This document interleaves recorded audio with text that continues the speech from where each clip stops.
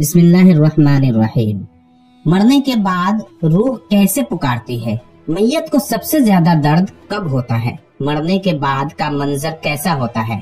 اس بارے میں حضور صلی اللہ علیہ وسلم کا فرمان جاننے کے لیے ویڈیو کو آخر تک ضرور دیکھیے گا۔ حضرت زیاد سے روایت ہے کہ نبی کریم صلی اللہ علیہ وسلم نے فرمایا کہ میت پر سب سے زیادہ سخت حالت اس وقت ہوتی ہے جبکہ غسل دینے والا اس کو نہلانے کے لیے آتا ہے، اس کی انگلی سے انگوٹھی اتارتا ہے، جسم سے لباس اتارتا ہے، سر سے عمامہ جدا کرتا ہے، اس کی روح بے چین ہو کر فریاد کرتی ہے جس کی آواز جن و انس کے سوا سب سنتے ہیں، اور کہتی ہے اے نہلانے والے، تجھ کو خدا کی قسم میرے کپڑے بہت نرمی سے اتارو، کیونکہ ملک الموت کے پنجے کی تکلیف سے مجھے پوری طور پر ابھی آرام نہیں ملا۔ پھر جب اس کو تختے پر لٹا کر اس پر پانی ڈالا جاتا ہے تو روح چلاتی ہے اے نہلانے والے، خدا کے واسطے میرے جسم کو قوت سے ہاتھ نہ لگا، کیونکہ وہ جان کنی کی سختی سے زخمی اور چور چور ہو رہا ہے۔ پھر جب نہلا کر اس کو کفناتے ہیں اور پاؤں کی طرف سے باندھ دیتے ہیں تو روح کہتی ہے اے غسل دینے والے،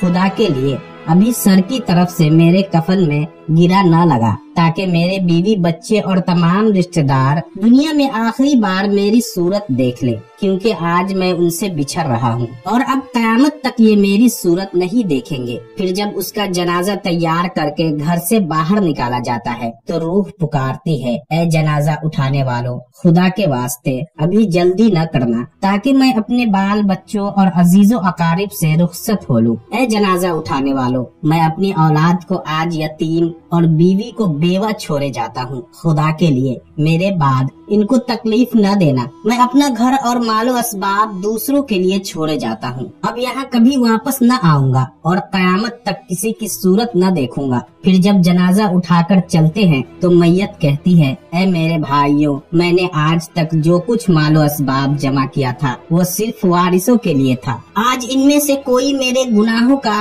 ذرا سا بھی بوجھ نہیں اٹھا سکتا، ہر چیز کا حساب مجھ سے لیا جائے گا اور میرے وارث کھائیں گے اور اڑائیں گے۔ پھر جب نماز جنازہ کے بعد دفن سے پہلے کچھ لوگ اپنے اپنے گھر جانے لگتے ہیں تو میت کہتی ہے اے میرے بھائیوں، خدا کے واسطے ابھی سے ایسا ظلم نہ کرو، مرنے والا تم سے مانوس تھا اور تم دفن سے پہلے لوٹے جاتے ہو۔ پھر جب اسے قبر میں اتارتے ہیں تو میت کہتی ہے اے میرے وارثوں اور ترکہ پانے والوں، میں نے جو کچھ مال جمع کیا تھا وہ سب تمہارے لیے چھوڑا، خدا کے لیے تم مجھ کو دعائے خیر سے بھلا نہ دینا۔ بزرگوں کا قول ہے کہ آخرت کے منزلوں میں سے قبر پہلی منزل ہے، اگر اس منزل میں نجات پائی تو اس کے بعد کی منزلیں بہت آسان ہیں، اور اگر یہاں عذاب میں مبتلا ہوا تو آگے چل کر اس سے زیادہ سختی ہوگی۔ حدیث شریف میں ہے کہ مردہ قبر میں ایسا ہے جیسے کوئی شخص پانی میں ڈوب رہا ہو اور مدد کے لیے فریاد کرتا ہو۔ مردہ ہر وقت اپنے ماں باپ، بھائی بہن، اولاد اور دوست وغیرہ اپنے پسماندگان سے دعائے خیر اور فاتحہ کا منتظر رہتا ہے۔ جب اس کو اس کے پسماندگان کی طرف سے کوئی تحفہ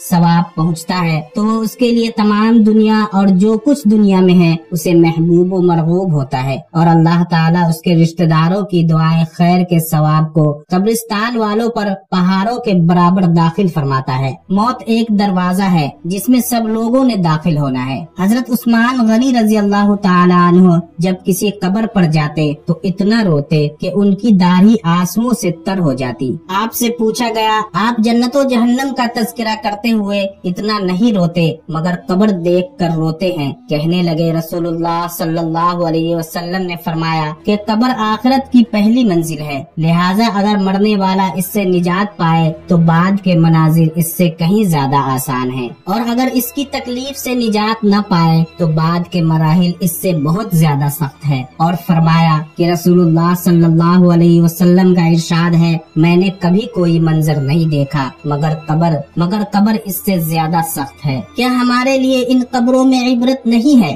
دیکھیے مالدار، فقیر، طاقتور اور کمزور دنیا میں لوٹنے کی خواہش رکھتے ہیں، مال جمع کرنے اور محل بنانے کے لیے نہیں बल्कि इसलिए कि काश हमें एक नमाज पढ़ने की मोहलत मिल जाए, काश हमें एक दफा सुबहान अल्लाह कहने की फुर्सत दे दी जाए। लेकिन अब नामुमकिन है। अब आमाल नामे लपेट दिए गए हैं, रूह जिस्म से निकाल ली गई है, जिंदगी की मोहलत खत्म है। अब हर मैयत अपने अमल की मरहूम होकर कब्र में पड़ी है। एक हाजतमंद हजरत उस्मान गनी रजी अल्लाह ताला अन्हु के दरवाजे पर गुरूब आफ्ताब के बाद आया। अभी उसने दस्तक न दी थी कि हजरत उस्मान गनी रजी अल्लाह ताला अन्हु की आवाज उसके कानों में पड़ी। वो अपनी अहलिया से शिकायत कर रहे थे कि चिराग की बत्ती मोटी है, जो तेल ज्यादा इस्तेमाल करने का सबब बन रही है। हाजतमंद ने जो सुना तो वो सोचता ही रह गया कि वो ऐसे शख्स से हाजत पूरी करने की क्या तवक्को करे जो तेल के मामूल से ज्यादा खर्च करने पर अपनी बीवी को सरजनिश कर रहा है। उसने इरादा किया कि हाजत बयान करके देखूं, शायद मेरी कुछ इमदाद कर ही दे।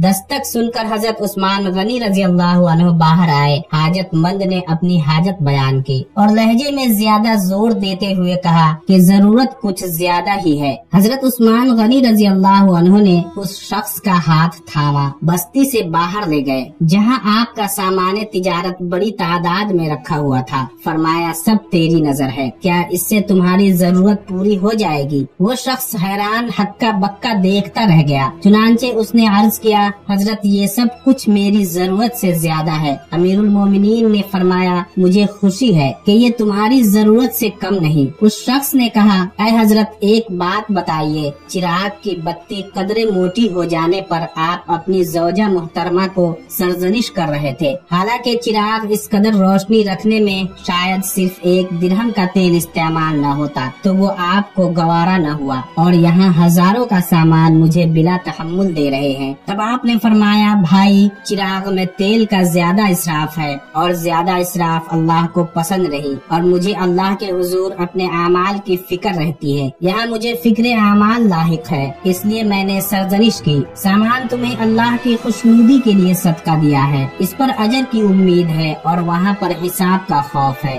अल्लाह ताला हम सबको दीन की समझ नसीब फरमाए और हमारा खात्मा ईमान पर फरमाए, आमीन। नाज़रीन, कमेंट बॉक्स में एक बार अल्लाह का नाम जरूर टाइप करें और वीडियो को लाइक और इस तरह की मजीद वीडियोस के लिए हमारे चैनल को सब्सक्राइब कर दें। अल्लाह आप सबका हामी और नासिर।